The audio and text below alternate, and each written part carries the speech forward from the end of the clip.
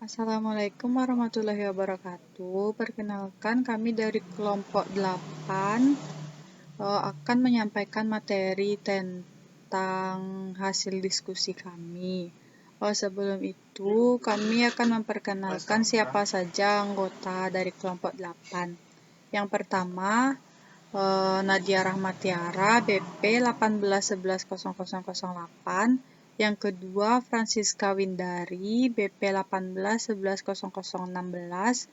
Yang ketiga, saya sendiri, Fadia Andalmi, BP 18110020. Yang keempat, Anissa Medina Rahma, BP 18110033. Materi pertama akan disampaikan oleh Nadia Rahmatiara. Kepada Nadia Rahmatiara dipersilahkan. Perancangan basis data, yaitu perancangan basis data merupakan proses menciptakan perancangan untuk basis data yang akan mendukung operasi dan tujuan perusahaan. Dalam merancang suatu basis data, digunakan metodologi yang membantu dalam tahap perancangan basis data. Metodologi perancangan adalah pendekatan struktur dengan menggunakan prosedur, teknik, alat, serta bantuan dokumen untuk membantu dan memudahkan dalam proses perancangannya. Tujuan perancangan basis data yaitu 1. Memenuhi informasi yang berisikan kebutuhan-kebutuhan pengguna secara khusus dan aplikasi-aplikasinya. 2. Memudahkan pengertian struktur informasi. 3. Mendukung kebutuhan-kebutuhan pemrosesan dan beberapa proyek penampilan. Langkah-langkah dalam perancangan basis data. 1. Mendefinisikan kebutuhan, tujuannya untuk mengidentifikasikan dan mendeskripsikan data yang dibuat oleh user dalam sebuah organisasi. Kedua, rancangan konseptual, tujuannya untuk membuat sebuah model data konseptual yang akan mendukung perbedaan kebutuhan informasi dari beberapa user dalam sebuah organisasi. Ketiga, rancangan implementasi tujuannya untuk memetakan model data logis ke dalam sebuah skema yang dapat diproses oleh DBMS tertentu melalui transformasi ERD ke relasi. 4. Rancangan fisik. Pada tahap terakhir ini, logical database struktur dipetakan menjadi physical struktur seperti file dan tabel. Baiklah, saya akan membacakan materi selanjutnya. Tahapan desain basis data. Yang pertama ada conceptual database design, yang kedua ada physical database design, yang ketiga ada logical database design. Conceptual database design. Conceptual database design adalah proses membangun suatu model berdasarkan informasi yang digunakan oleh perusahaan atau organisasi tanpa pertimbangan perencanaan fisik. Physical database design. Physical database design adalah suatu proses untuk menghasilkan gambaran dari implementasi basis data pada tempat penyimpanan, menjelaskan dasar dari relasi, organisasi file dan indeks yang digunakan untuk efisiensi data dan menghubungkan beberapa integrity constraint dan tindakan keamanan. Logical database design. Logical database design adalah proses pembuatan suatu model informasi yang digunakan pada perusahaan berdasarkan pada model data yang spesifik, tetapi tidak tergantung dari database management system atau DBMS yang khusus dan pertimbangan fisik yang lain. Baiklah, saya akan melanjutkan materi. Contoh soal.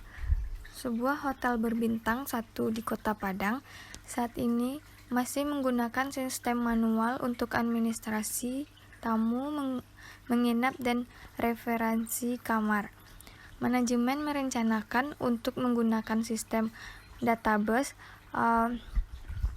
komputer untuk administrasi tamu, kamar, dan referensi kamar. Dari sistem manajemen berharap dapat memperoleh informasi.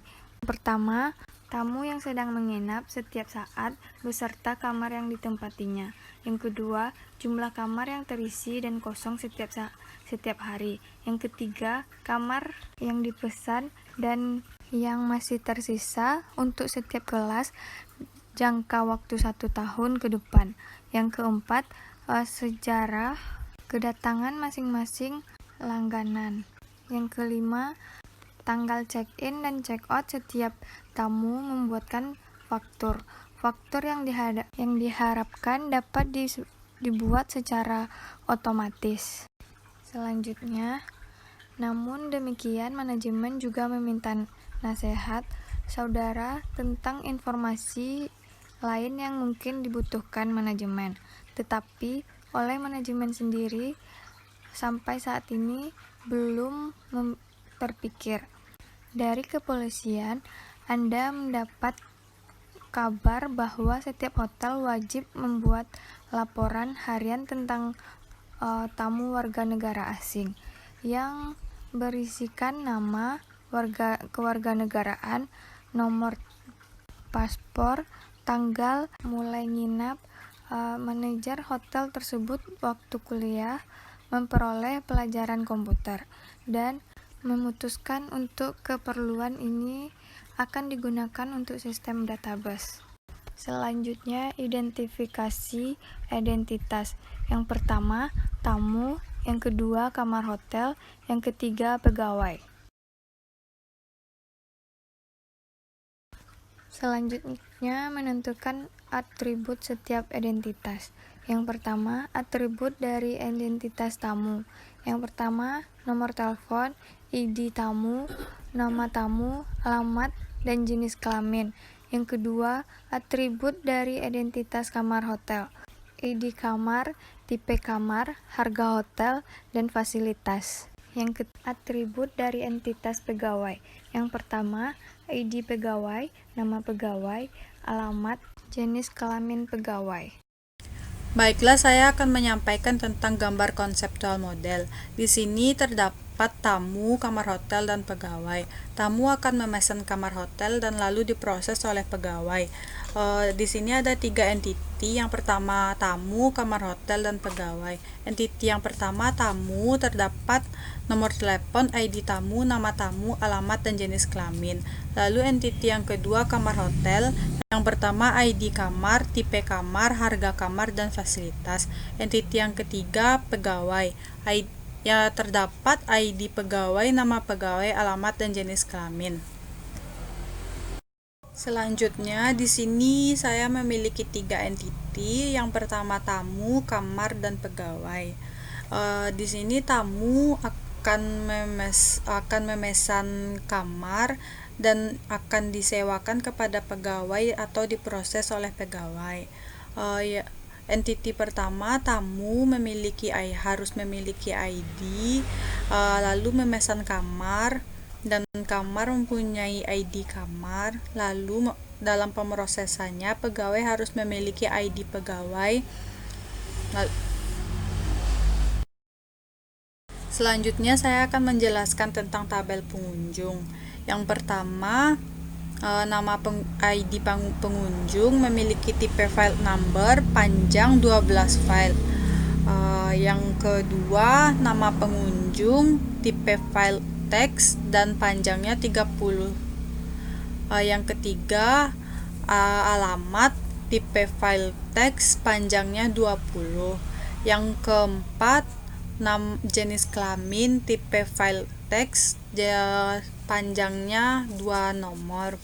Yang kelima, nomor telepon tipe file number memiliki panjang 13 angka.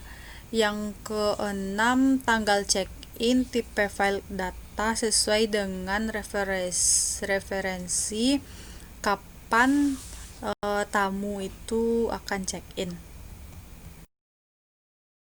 Sekian hasil presentasi kami dari kelompok 8. Mohon maaf jika ada kesalahan dan banyak kekurangan karena kami juga masih dalam pembelajaran.